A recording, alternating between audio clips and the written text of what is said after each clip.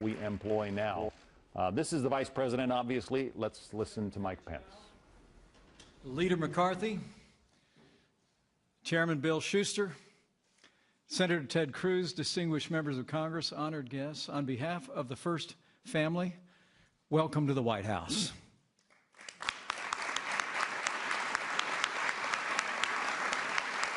And thanks to the leadership of President Donald Trump, welcome to the beginning of a new era for American infrastructure.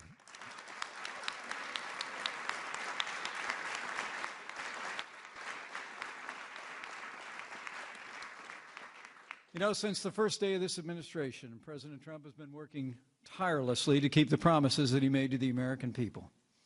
Our president's been putting jobs in this economy first, rolling back excessive regulations, unleashing American energy, ending unfair trade practices, and he's been working with Congress to repeal and replace Obamacare. And thanks to President Donald Trump, America is back.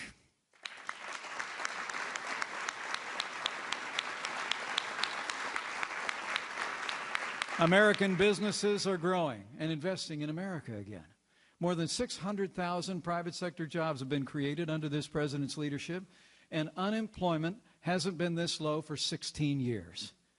But if you haven't already noticed it, the American people also elected a builder to be the 45th president of the United States, and this week, starting today, this president will take historic steps to keep his promise to rebuild America.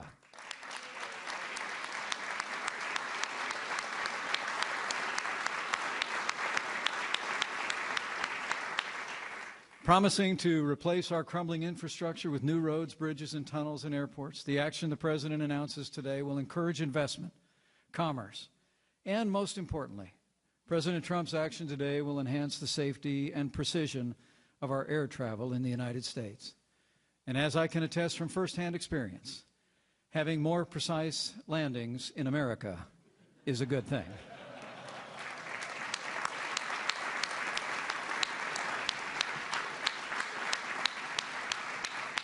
So, with gratitude for his leadership and vision, and with admiration for his unwavering determination to rebuild America and restore a nation of opportunity and prosperity, it is now my high honor and distinct privilege to introduce to you the President of the United States of America, President Donald Trump.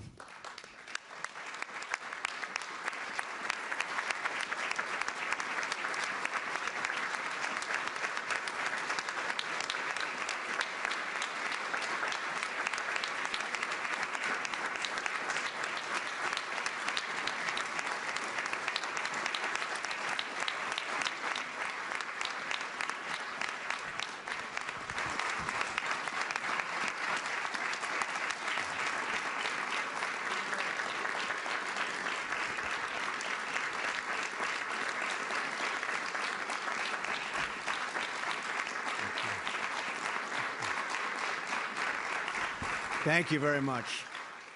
Thank you, Mike. I really appreciate everything, and I appreciate you being here. But I especially want to thank Secretary Elaine Chao, Leader Kevin McCarthy. Thank you, Kevin. Chairman Bill Shuster. Thank you very much, Bill. And all the members of Congress, we have many of them here today, for joining us as we prepare to enter a great new era in American aviation.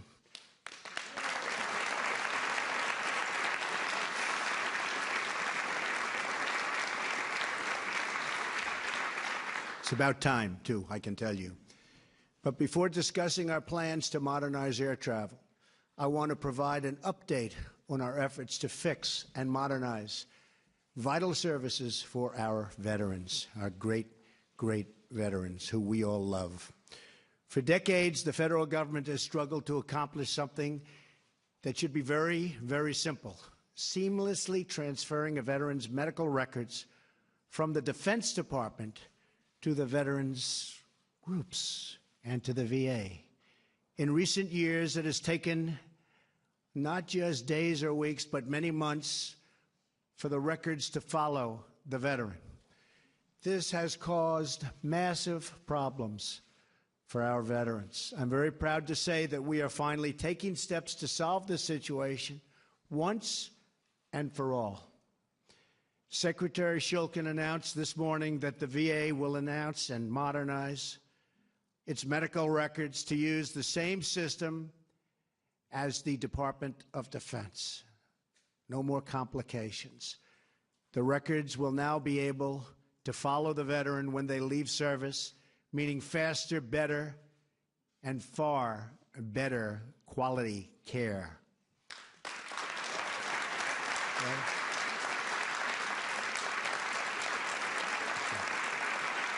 Thank you.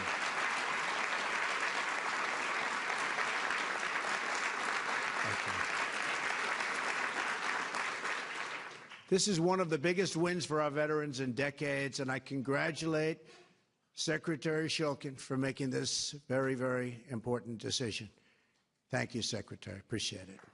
I appreciate it. He's done a great job. Stand up, Secretary. Where's Secretary Shulkin? What a great job. Thank you.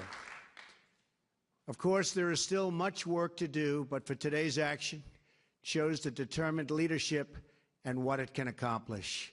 Great, great reform.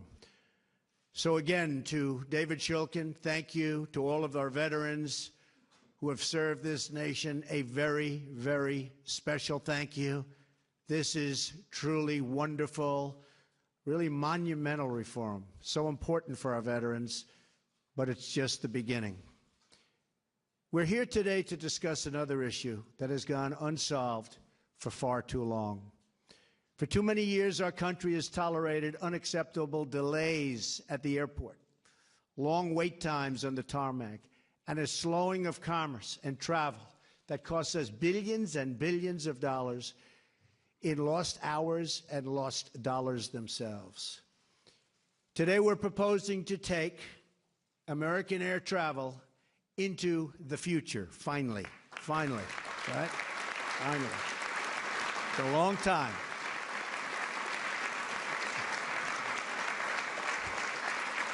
We're proposing reduced wait times, increased route efficiency, and far fewer delays.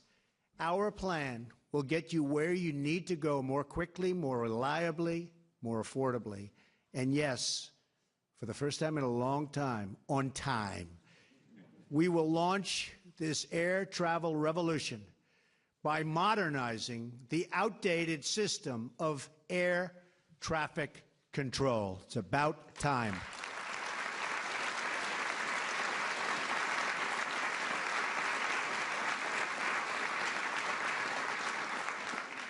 Since the early days of commercial air service, the federal government has owned and operated the United States air traffic control system.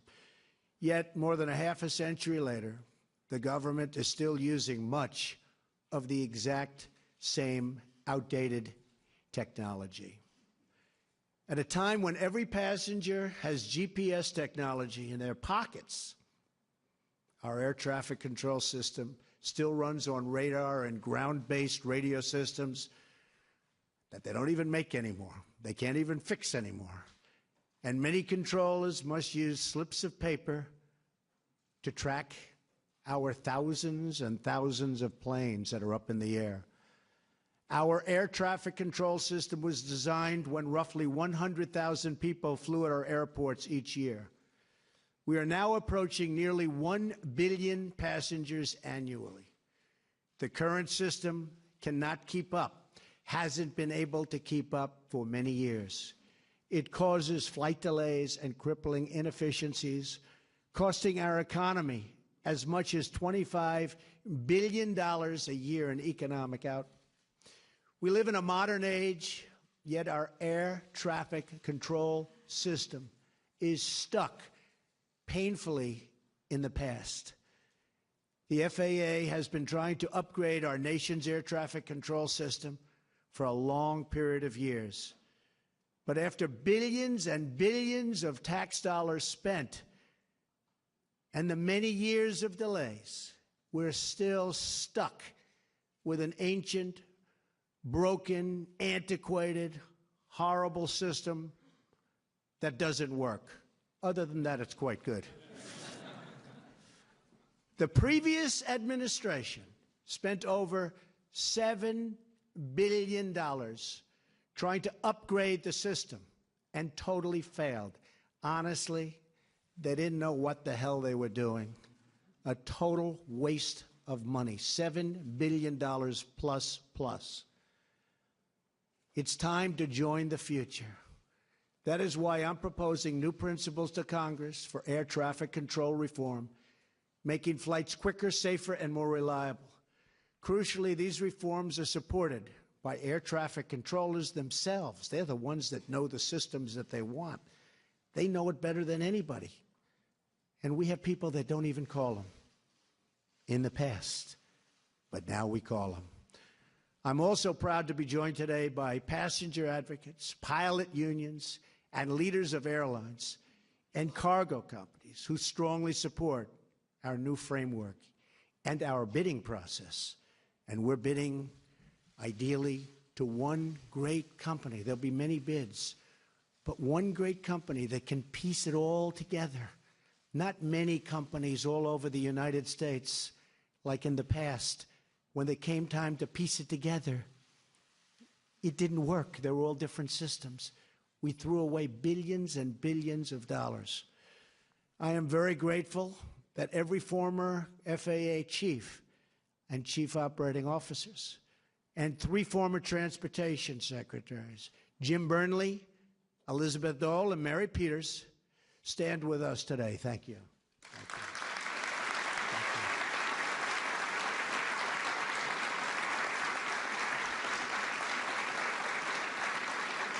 This is an incredible coalition for change all over the room. It's a coalition for change, the leaders of the industry. At its core, our new plan will dramatically improve America's air traffic control system by turning it over to a self-financing, nonprofit organization. This new entity will not need taxpayer money, which is very shocking when people hear that. They don't hear that too often. Under this new plan, the Federal Aviation Administration will focus firmly on what it does best, safety. A separate nonprofit entity would be charged with ensuring route efficiency, timely service, and a long-awaited reduction in delays.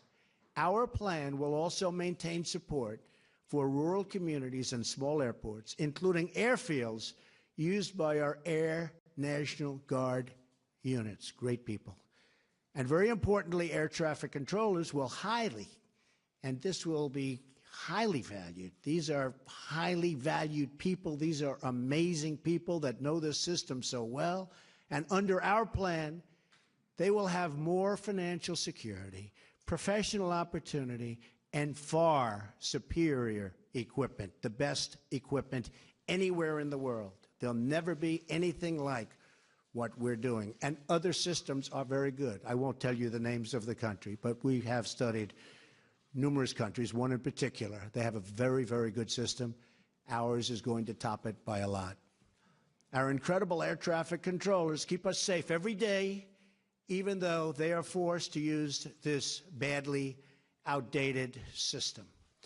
That is why we want to give them access to capital markets and investors so they can obtain the best, newest, and safest technology available. And by the way, the new technology, and I've seen it, is incredible. If we adopt these changes, Americans can look forward to cheaper, faster, and safer travel, a future where 20% of a ticket price doesn't go to the government, and where you don't have to sit on a tarmac or circle for hours and hours over an airport, which is very dangerous also before you land. Dozens of countries have already made similar changes with terrific results, and we're going to top them, actually, by a long shot. Canada, as an example, modernized their air traffic control through a non-government organization about 20 years ago, and they have cut costs significantly, adopted cutting-edge technology, and handled 50% more traffic, and actually far more than that on a relative basis compared to us.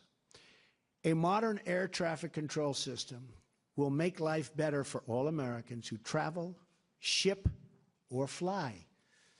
It will reduce cost and increase convenience for every American consumer. And these new efficiencies will produce a huge economic boost for the country and for the 1 in 14 American jobs that aviation supports. Today, we are taking the first important step to clearing the runway for more jobs, lower prices, and much, much, much better transportation. America is the nation that pioneered air travel, and with these reforms, we can once again lead the way far into the future. Our nation will move faster, fly higher, and soar proudly toward the next great chapter of American aviation. Thank you, God bless you, and God bless the United States of America. Thank you. Thank you very much. Thank you.